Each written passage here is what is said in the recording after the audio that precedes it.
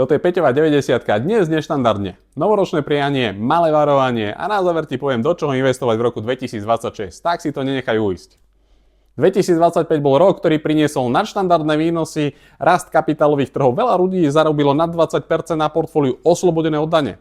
A zároveň rokom, keď štát začal konsolidovať verejné financie a cíti to začneš už v najbližších týždňoch na účtoch, na daniach, na poplatkoch, proste na cash flow.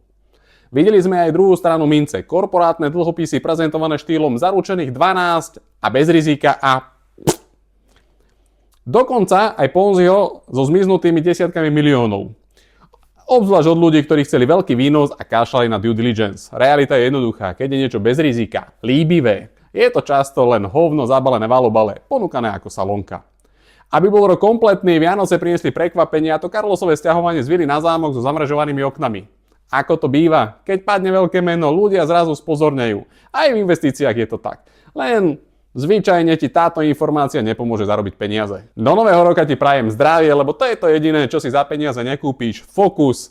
Ten rozhodne o tom, či budeš mať výsledky, alebo len busy kalendár.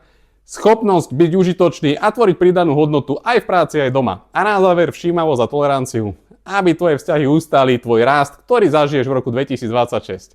A teraz tá investícia, ktorá ti zaručene prinesie výnos. Je to investícia do vzdelania. Kurzy, zručnosti, komunikácia, lebo AI revolúcia ide. Ak to nerastie, toho to prebehne ako valec. A ešte jedna vec. Vzdelanie bez akcie je na hovno. Tak začni okamžite vedomosti aplikovať.